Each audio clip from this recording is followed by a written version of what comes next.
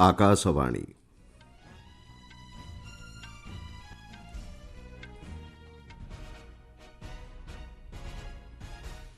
संवाद पढ़ुछंती मलय रंजन मिश्र। मुख्य संवाद ब्रिक्स सम्मेलन द्वितीय दिवस में आज अनुष्ठित हेब परिवेश COP30 एवं विश्व स्वास्थ्य आधारित अधिवेशन। गत 11 वर्ष मध्य देश में 33,000 किलोमीटर अधिक नुआ रेल लाइन निर्माण करा जाइछि कहिले रेलमंत्री। आगामी जनगणना को अधिक सुव्यवस्थित करने लक्ष्य नहीं कार्यकारी हेब एक स्वतंत्र वेब पोर्टाल। इराक एक गुंफा तलाशी समय मिथेन ग्यास संस्पर्श आसबार 12 जन तुर्की सैनिकों मृत्यु एवं श्रीक्षेत्र पुरी रे रथारूढ़ श्रीजीउंकर अनुष्ठित हेउछि अधरपणा नीति। ब्राजिल रियो डी जेनेरियो ठारे चलिथिबा ब्रिक्स सम्मेलन द्वितीय दिवस में आज परिवेश COP30 एवं विश्व स्वास्थ्य आधारित एक अधिवेशन अनुष्ठित हेब। प्रधानमंत्री नरेंद्र मोदी परिवेश सुरक्षा दिगरे भारतर प्रतिबद्धता उपरे आलोकपात करिवे। ए क्षेत्र में देश में ग्रहण करा जायथिबा पदक्षेपगुड़िक उपरे से सूचना प्रदान करिवार संभावना रहिछि। विश्व जलवायु उपरे एक चिठा घोषणानामा प्रस्तुत हेबार आशा करा जाउछि। विभिन्न रोगर निराकरण नहीं ब्रिक्स सदस्य राष्ट्रगुड़िक मध्यरे सहभागिता नहीं नेतृवृंद आलोचना करिवार कार्यसूची रहिछि। ए संपर्क में एक रिपोर्ट। परिसर की संरक्षण से जुड़े भारत द्वारा लिए गए ठोस कदमों की जानकारी प्रधानमंत्री नरेंद्र मोदी जी देंगे। जनमानस और भूमि के हित में काम करते हुए विकास के मार्ग में बढ़ने पर वह अपना सुझाव देंगे। इंटरनेशनल सोलर अलायंस, प्रकोप निर्वहन से जुड़े व्यवस्था का समाधान, बायोफ्यूल सहयोग, बिग कैट योजना की जानकारी दी जाएगी। ब्राजील में भारत के एम्बेसडर दिनेश भाटिया ने जानकारी दी कि प्रधानमंत्री के स्टेट विजिट के दौरान जुलाई 8 तारीख को 4 MOUs पर हस्ताक्षर किए जाएंगे। एही बैठक पर प्रधानमंत्री ब्रासिलिया गस्तरे जिबे। 57 वर्ष पर प्रथम थर पर भारतर प्रधानमंत्री एही राज्य को गस्त करिवे। ब्राजिल रे अवस्थापित भारतीय राष्ट्रदूत दिनेश भाटिया कहिसेंती आसंता काली प्रधानमंत्री ब्रासिलिया गस्त अवसर में 4टी बुझामणा पत्र स्वाक्षरित हेब। आतंकवाद कार्यकलाप प्रतिहत करने लक्ष्य नहीं द्विपाक्षिक सहभागिता नहीं आलोचना एवं केतेक प्रसंग उपरे एही बुझामणा पत्र स्वाक्षरित हेबार कार्यसूची रहिछि बोली से सूचना दैछन्ति। उपराष्ट्रपति जगदीप धनखड़ गणतंत्रर 3टी प्रमुख स्तंभ न्यायपालिका, विधानसभा एवं कार्यपालिका मध्य संतुलन रखिबा उपरे गुरुत्व प्रदान करिसेंति। केरलर कोचि स्थित national university of advanced legal studies छात्र छात्री एवं अध्यापकों सह मत विनिमय अवसर में श्री धनखड़ यह कहिसेंति। प्रत्येक स्तंभ निज निज क्षेत्र में सर्वोच्च एवं अन्य स्तंभर कार्यक्षेत्र में अनुप्रवेश गणतंत्र पर विपद आनीपारे बोली श्री धनखड़ आशंका प्रकाश करिसेंति। शांति एवं सौहार्दपूर्ण विश्व गठन में भारत प्रमुख भूमिका ग्रहण करिपारिबो बोली उपराष्ट्रपति कहिसेंति। सूचनायोग्य उपराष्ट्रपति श्री धनखड़ 2 दिनिया केरल गस्तरे जाइछन्ति। प्रधानमंत्री नरेंद्र मोदी नेतृत्व में देशर रेलबाई क्षेत्र विकास त्वरान्वित होइछि बोली रेलमंत्री अश्विनी वैष्णव कहिसेंति। बिहार समस्तीपुर अंतर्गत कर्पूरी ग्राम रेल स्टेशन ठारे एक समावेश को संबोधन कर श्री वैष्णव कहिसेंति गत 11 वर्ष मध्य 33,000 किलोमीटर अधिक नुआ रेल लाइन निर्माण करा जाइछि। एनडीए शासन अमल में अत्याधुनिक हाईस्पीड ट्रेन एवं प्रजुक्ति विद्या सहित रेलबाई क्षेत्र में विशेष परिवर्तन लक्ष्य करा जाइछि। अन्य राज्य तुलन में बिहार में अधिक वंदे भारत ट्रेन एवं नमो भारत एक्सप्रेस ट्रेन चलाचल करुछि बोली श्री वैष्णव कहिसेंति। बिहार रेल क्षेत्रर विकास पई बजेट रे 2 गुण अधिक पांठि आवंटन करा जाइछि। एही अवसर में श्री वैष्णव यात्री प्रतीक्षा हल एवं कर्पूरी ग्राम स्टेशन पुनः विकसित प्रवेश पथ को उद्घाटन करथिले। स्टेशन उन्नतीकरण एवं 17 कोटी टंकारु अधिक प्रकल्प सहित नूतन लेवल क्रॉसिंग पई मध्य रेलमंत्री भित्तिप्रस्तर स्थापन करथिले। राष्ट्र निर्माण में कृषकों अवदान गुरुत्वपूर्ण बोली कृषि एवं कृषक कल्याण मंत्री शिवराज सिंह चौहान कहिसेंति। गवेषणा क्षेत्र को अधिक व्यापक करा जिबा सह एहार निष्कर्ष चाष जमीर निर्णय करने उपर से गुरुत्व देइछन्ति। नुआदिल्ली स्थित भारतीय कृषि गवेषणा परिषद ICAR 96तम वार्षिक साधारण बैठक में जोगदे श्री चौहान यह कहिसेंति। कृषि क्षेत्र में नवसृजन, स्थायी विकास एवं कृषक कल्याण आधारित विभिन्न प्रसंग उपर मंत्री श्री चौहान आलोकपात करिसेंति।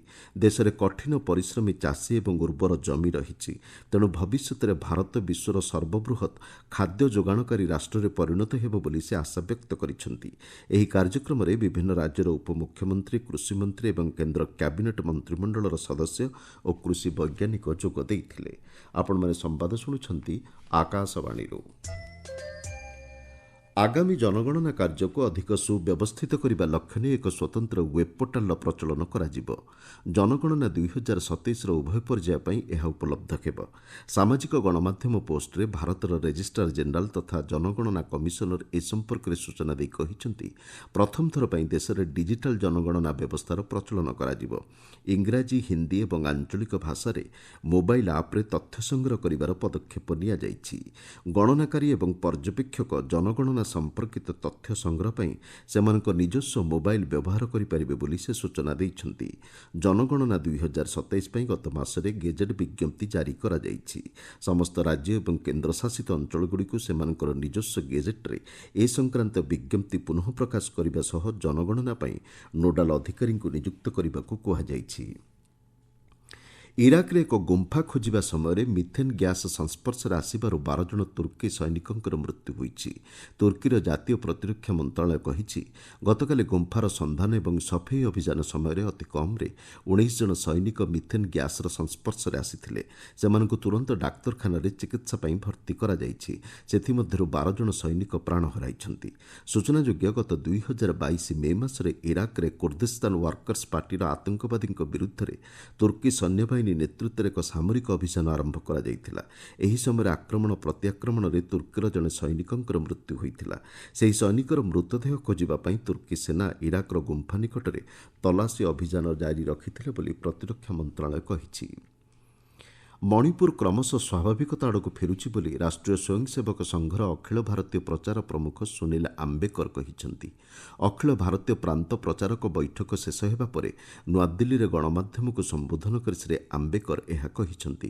ଗତବର୍ଷ ତୁଳନାରେ ମଣିପୁରରେ ଏବେ ସ୍ୱାଭାବିକତା ଦେଖିବାକୁ ମିଳୁଛି ବୋଲି ସେ କହିଛନ୍ତି। देश भर के विभिन्न प्रांतों से लोग आए थे। उन्होंने मणिपुर में जो प्रयास चल रहे हैं उसकी भी जानकारी दी कि किस तरह से वहाँ के अपने स्वयंसेवक वहाँ जल्दी से जल्दी शांति स्थापित हो इसके लिए कैसे प्रयास कर रहे हैं और उनके अनुभव से काफी सकारात्मक बातें सामने आई है। अर्थात पिछले वर्ष की तुलना में अगर देखा जाए तो निश्चित रूप से शुरुआत हुई है शांति की और हमारी दृष्टि से जो दोनों तरफ संवाद हो रहा है तो धीरे धीरे रास्ते निकलेंगे इससे।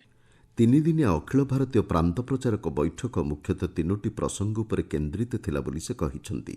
ସମସ୍ତ ପ୍ରାନ୍ତ ପ୍ରଚାରକ ସେମାନଙ୍କ ଅଞ୍ଚଳର ପରିସ୍ଥିତି, ଅଭିଜ୍ଞତା ଏବଂ ପ୍ରାନ୍ତୀୟ ସଂଘ ତରଫରୁ ଗ୍ରହଣ କରାଯାଉଥିବା ପଦକ୍ଷେପଗୁଡ଼ିକ ଉପରେ ବୈଠକରେ ମତ ବିନିମୟ କରିଛନ୍ତି। ସମସ୍ତଙ୍କ ପାଇଁ ସୁଲଭ ଏବଂ ସମାନ ସ୍ୱାସ୍ଥ୍ୟସେବା ଦୃଷ୍ଟିକୋଣ ନେଇ ସରକାର ପଦକ୍ଷେପ ଗ୍ରହଣ କରୁଛନ୍ତି ବୋଲି ସ୍ୱାସ୍ଥ୍ୟମନ୍ତ୍ରୀ ଜେପି ନଡ୍ଡା କହିଛନ୍ତି। 1,77,000ରୁ ଅଧିକ ଆୟୁଷ୍ମାନ ଆରୋଗ୍ୟ ମନ୍ଦିର ସ୍ୱାସ୍ଥ୍ୟସେବାକୁ ଲୋକଙ୍କର ଅଧିକ ନିକଟତର କରିପାରିଛି।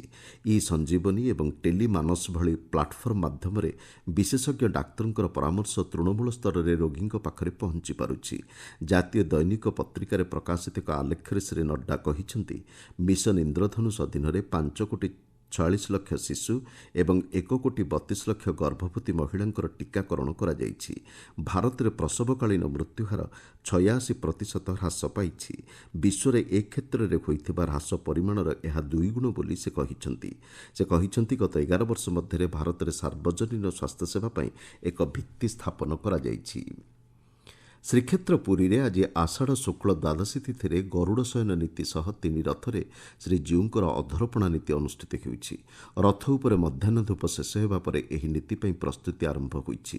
ଶ୍ରୀବିଗ୍ରହମାନଙ୍କର ଶ୍ରୀ ଅଧର ଉଚ୍ଚତାର ଅଧର ହାଣ୍ଡି ବିଶିଷ୍ଟ ଲାଉ ତୁମ୍ବ ପରି ସ୍ୱତନ୍ତ୍ର ଶୈଳୀରେ ନିର୍ମିତ ମାଟି ହାଣ୍ଡିରେ ପଣାକୁ ରଥ ଉପରେ ରଖାଯିବା ନେଇ ପ୍ରସ୍ତୁତି ଚାଲିଛି।